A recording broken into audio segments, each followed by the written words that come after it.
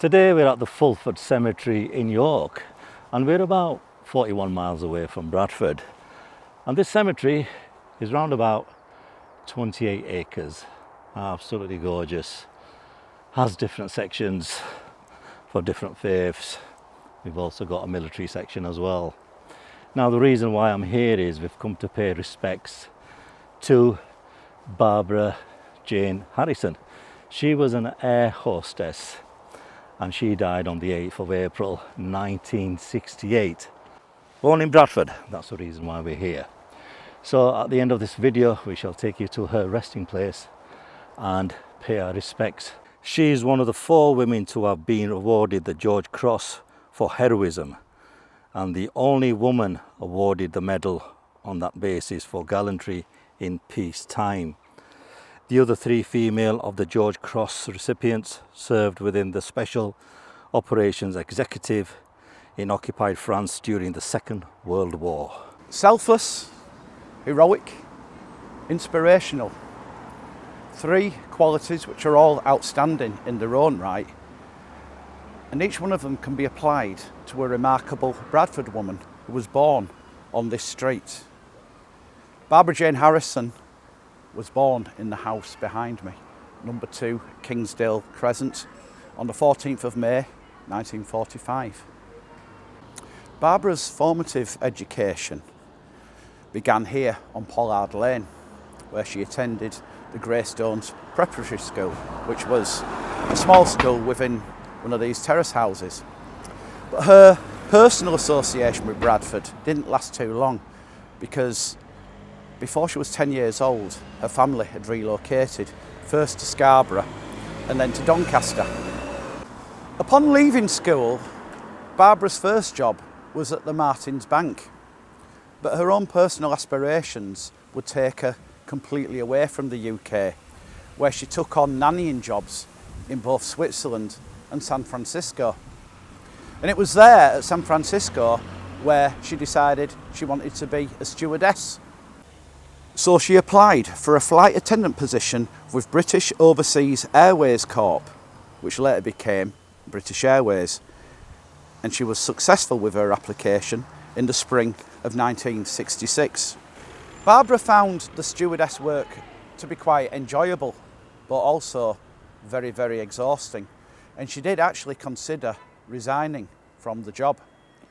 However, she did fatefully find herself rostered on a long-haul flight from London's Heathrow Airport to Sydney, Australia.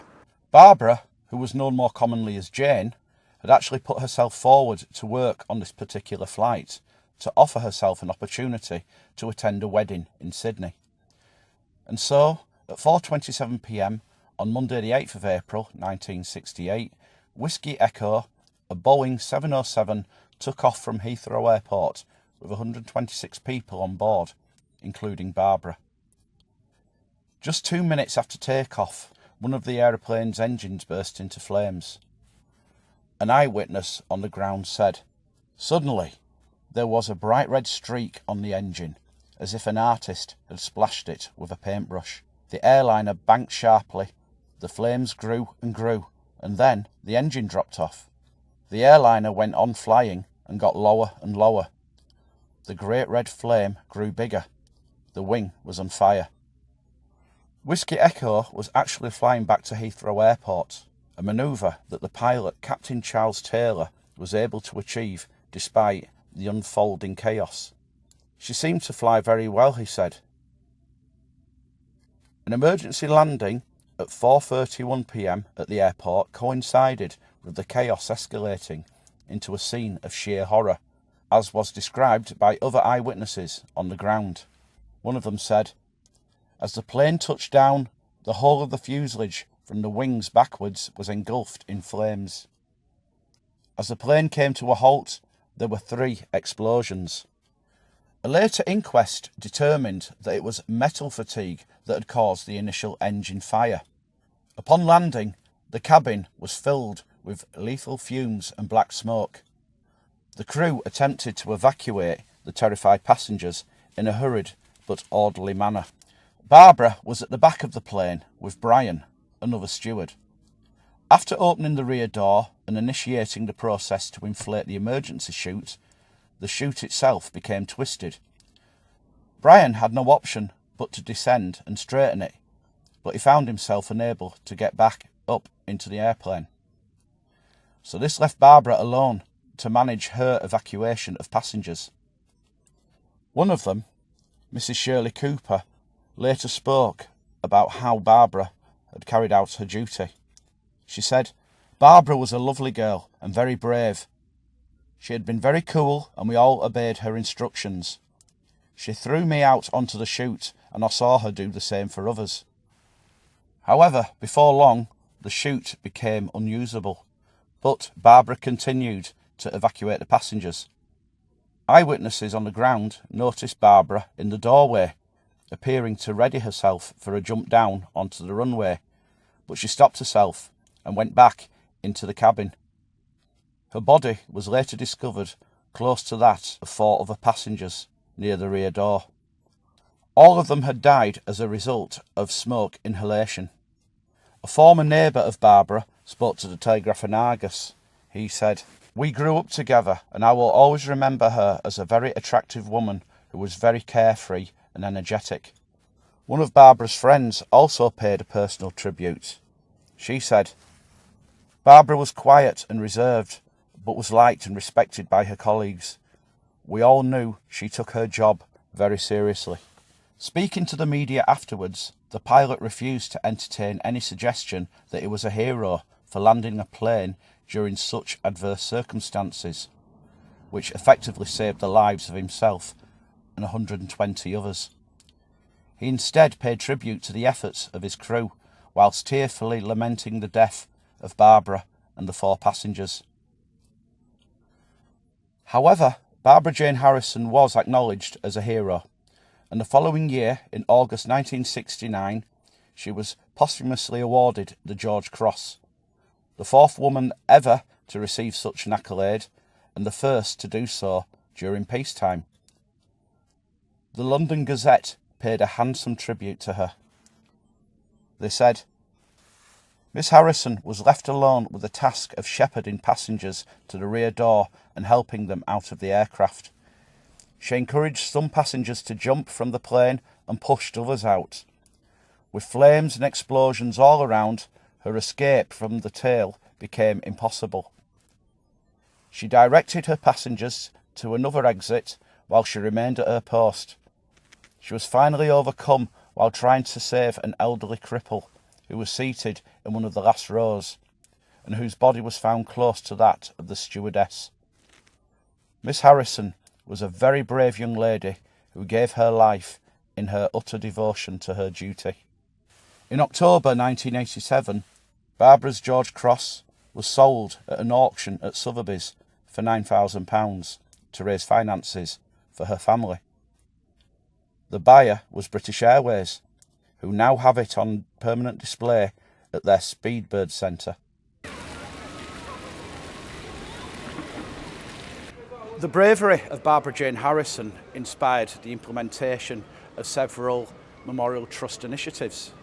The Royal Air Force Institute of Aviation Medicine established the Barbara Harrison Prize later in 1968, which was awarded to the best student on a diploma in aviation medicine course. This continued for many, many years. And there's a further acknowledgement of Barbara's bravery here in City Hall, and I'll take you to it now.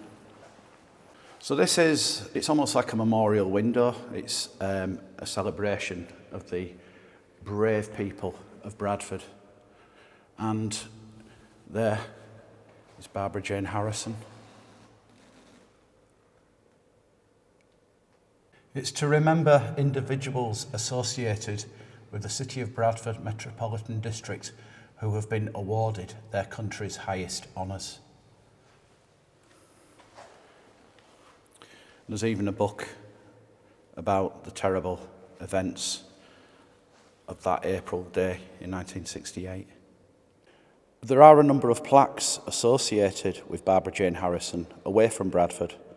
There's a memorial plaque at the St George's interdenominational chapel at Heathrow Airport. And there's also, within a churchyard wall of St Lawrence's Church in 𝗙𝗪𝗏, a further memorial. A third plaque was unveiled in 1970 at the National Hospital for Neurology and Neurosurgery.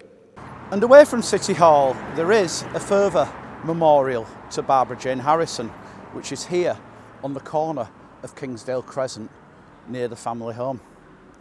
And it's this blue plaque which was unveiled in 2019, sponsored by British Airways, commissioned by Bradford Civic Society. A further memorial to Barbara is earmarked for Bradford. The pioneering Bradford Lasses project is planning on naming a street in her honour, Barbara Jane Harrison Close. Hopefully it won't be too long before such a street is introduced. So we've just arrived at Fulford Cemetery, New York. You can see a mark across there next to the actual grave we're going to visit. And for anybody who likes to come and pay their respects, it's quite easy to find. Just across there is the main gates. Take a straight line down and it's just there. Let's go and meet Mark and have a look at this headstone.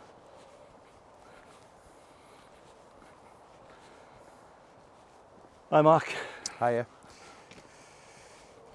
So here it is, the final resting place of Barbara Jane Harrison. As you can see on the grave, it says of Jane, the name that she preferred to go by. And there is all the information in relation to her remarkable act of heroism. Now, I think she is buried here in York because, as you'll have heard earlier in the video, North Yorkshire is where her family did relocate to. God bless you, Jane. An absolute credit to the city of Bradford, where you are remembered and you'll be forever remembered. And hopefully this video will also showcase the remarkable person that you were. Rest in peace.